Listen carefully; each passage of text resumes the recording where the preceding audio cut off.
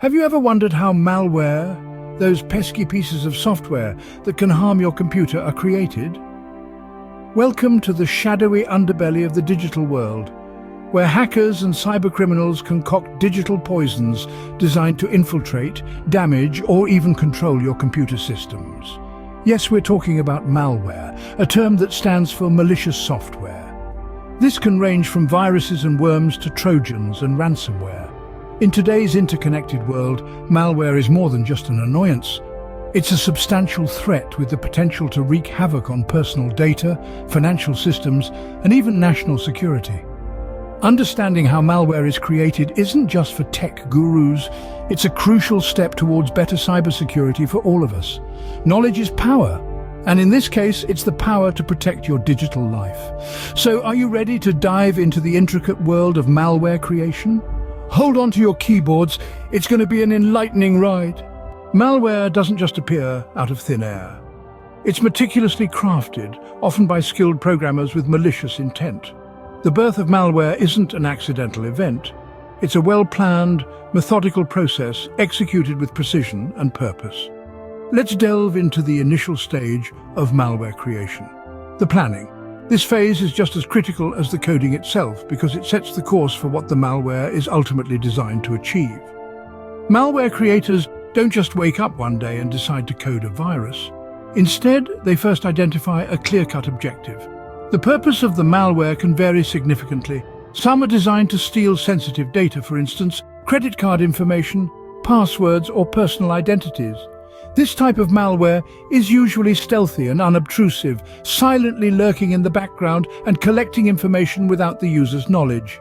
Other malware is designed to cause disruption, either to an individual system or a broader network. This could involve crashing a system, slowing down a network, or even transforming a device into a zombie in a botnet awaiting commands from its master. Malware with such disruptive purposes tends to be more aggressive and noticeable, often causing noticeable symptoms like system slowdowns or crashes. The purpose of the malware significantly influences its design. Stealthy, data-stealing malware might be coded to avoid detection, using techniques like rootkits or keyloggers to stay hidden. On the other hand, disruptive malware might be designed to spread quickly and wreak havoc, using methods like worms or DDoS attacks. The planning stage is also when the target is identified. Is it a home user with minimal security, or a large corporation with robust defenses? The malware's design will need to take these factors into account to successfully infiltrate and infect the target system. The planning phase is a crucial step in the birth of malware. It's the stage where the intent is identified, the target is chosen, and the blueprint for the malicious code is drawn up. Once the purpose is clear, it's time to move on to the actual coding, and this is where the real fun begins. Coding malware is a complex task, requiring not only programming skills but also a deep understanding of computer systems. This isn't a mere exercise in coding. It's about crafting a tool that's designed to exploit the weaknesses in a system's armor. It's about understanding every nook and cranny of the fortress you're trying to breach, and then designing a key that fits perfectly into its locks. The coding process of malware can be approached in various ways, depending on what the coder is aiming to achieve. For instance, if the goal is to create a worm that self-replicates and spreads across networks, the coder would need to design the malware to be small, fast, and stealthy. On the other hand, if the goal is to create a Trojan horse that opens a backdoor into a system, the coder would need to focus on making the malware appear harmless or even useful to trick the user into running it. Different programming languages can be used to code malware.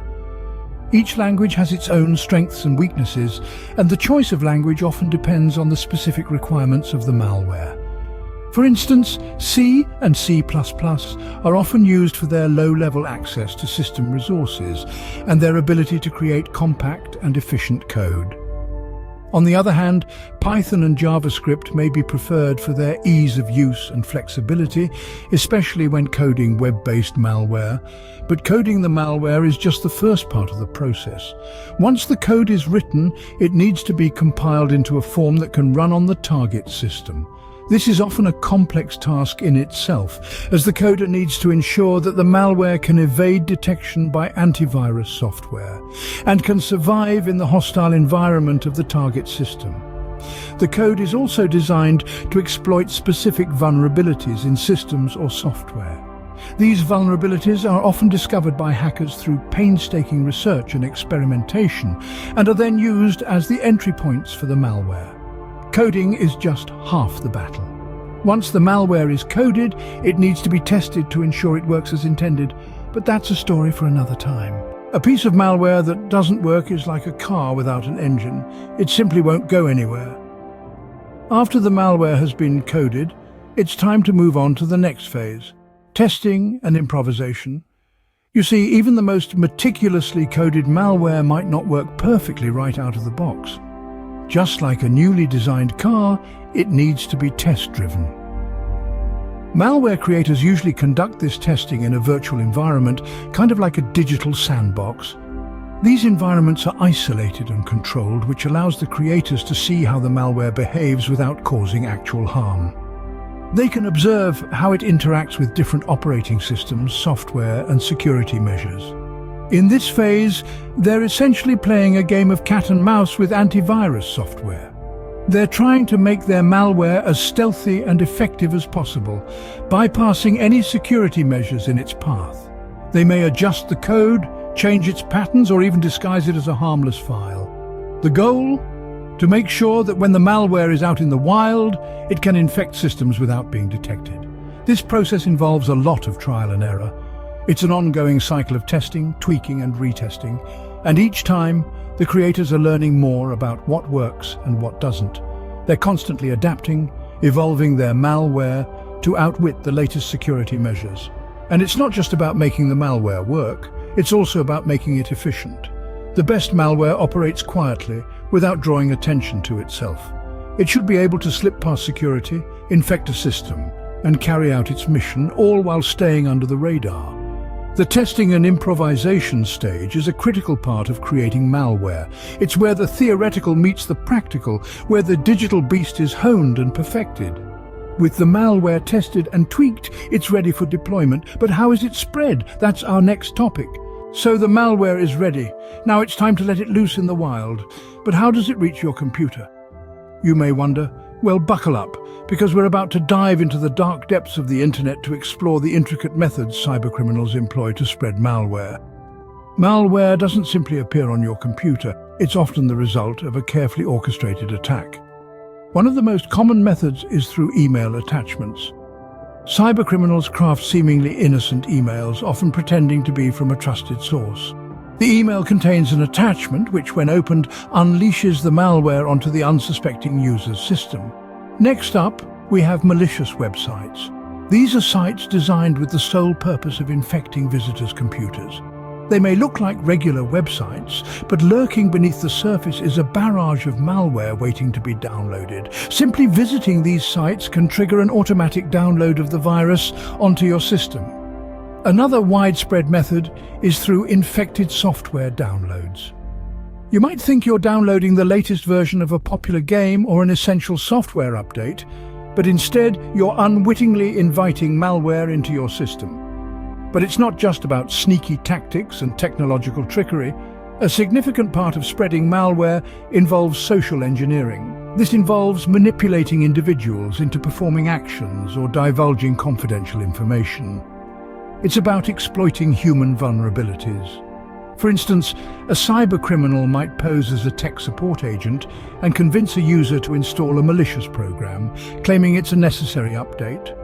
The world of malware is a dangerous one, filled with complex codes and cunning tactics. It's a continuous battle between cybercriminals and cybersecurity experts. As we become more reliant on digital technology, the stakes are higher than ever. So, stay informed, stay vigilant, and remember, not everything on the internet is as it seems. And that, in a nutshell, is how malware is created and spread. So, we've taken a journey through the dark world of malware creation. We've seen how it all begins with a sinister plan, a blueprint for chaos. This plan is then brought to life with lines of code, crafting a digital beast designed to exploit and harm. But it doesn't stop there. The beast is tested, honed, and perfected to ensure maximum damage. And then comes the most dangerous part, the spreading of the malware. Like a virus, it seeks out vulnerable systems, infecting them and causing havoc. Understanding these processes is crucial. It's like knowing the enemy's battle plan, their strategies and tactics. It gives us the upper hand in safeguarding our digital spaces. It allows us to build stronger defenses and react swiftly to threats. Remember, knowledge is power. The more you know about malware, the better equipped you'll be to protect yourself from it. Stay safe out there in the digital world.